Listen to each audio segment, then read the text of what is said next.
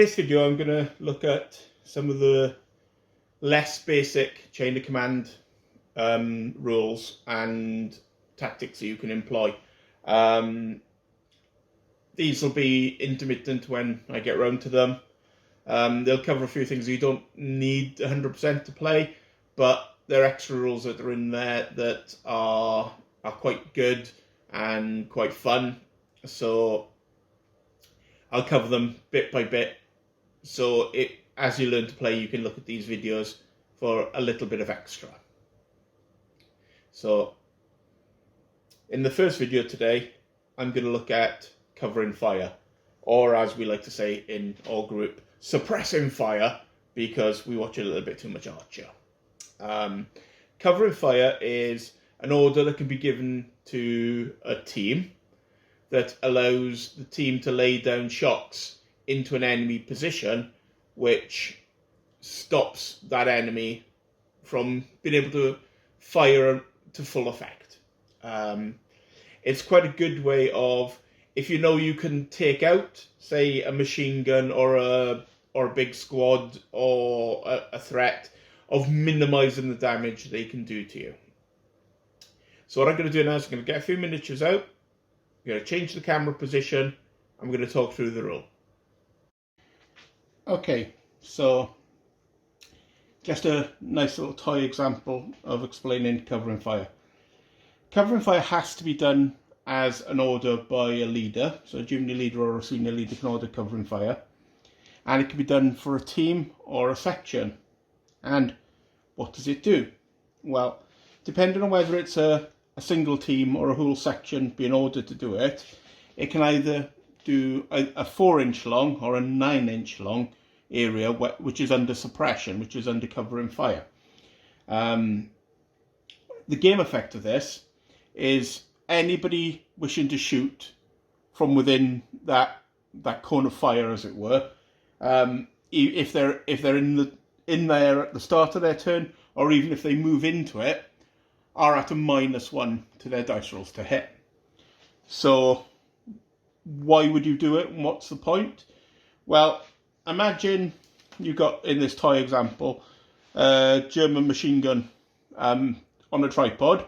Assume we've got some senior leaders or whatever, so it's likely to be activated, and you've got an American squad. Now that American squad could fire everything they've got and hope that they could take it out or cause enough shock to diminish its effect. But that's relatively unlikely. In real terms, again, it could be a case of they'd be at long range and they wouldn't be at point blank, but this is a nice example I've set up that fits on the camera for you, okay? But what does covering fire allow you to do? Well, in this case, if you look at the two teams in, say, an American section, you've got a big rifle team and a small bar team. It's very, very, very efficient for the junior leader in charge of that section to order the bar team to lay covering fire down on the German position, while the rifle team take shots at them. So that would use 2 command initiatives, one for the rifle team to shoot, one for the covering fire, and what that would do is it would reduce the accuracy of any incoming fire, which is reasonably good, especially if you can combine it with, say, smoke and other effects. Usually in the game it isn't done at this extremely short range. It is done when you've got sort of machine guns that you know that your fire is probably not going to be effective in dealing with them. In this example, I've put it in hardcover, so you know that it's only going to be shocked on a 5, wounded on casualties on a 6. So it's unlikely that the extra 1 to 5 shots that you get from the bar section is going to do something significant to its firepower.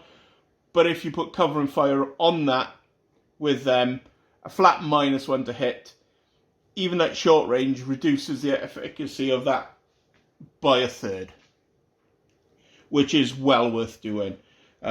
If you can combine it with other things, for example, being elite, or heaven forbid being elite and putting smoke down, then you can really stop the volumes of incoming fire having that much of an effect. It only lasts a phase, so you have to be very careful with that. It's not like Overwatch that remains until it's cancelled. Covering fire lasts for the next phase. So if you have a double phase and you put covering fire down in the first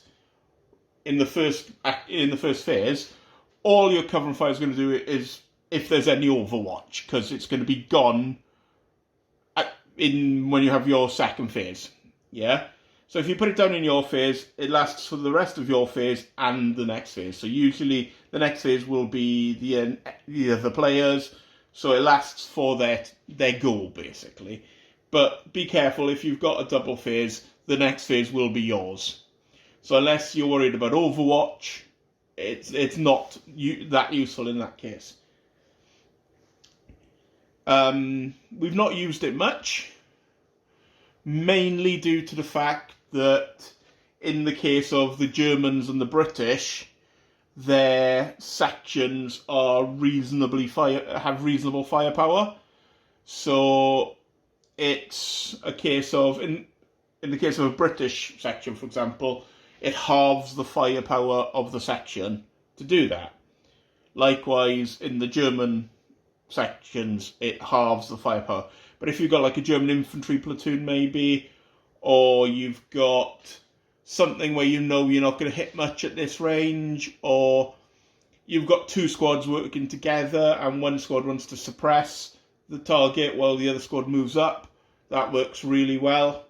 So there are loads of opportunities. It's kind of an advanced tactic because it doesn't really come into play all the time. But if you knew that you've got some smoke grenades and you need to cover some ground, then putting some covering fire down, say, a machine gun or an enemy section, will add to their inability to hit you. So it allows, maybe if you have to cross some open space, for example, it's quite good for that. So that's covering fire, or as we say, suppressor fire. Usually in let's not go into like how much we watch Archer 2. It's not good, but hope it's been informative. We'll do another couple of these, maybe for detaching some scouts and maybe targeting buildings. Anything you may have a particular drive to find out about, please let us know in the comments and we'll see if we can do a video of it for you. Take care.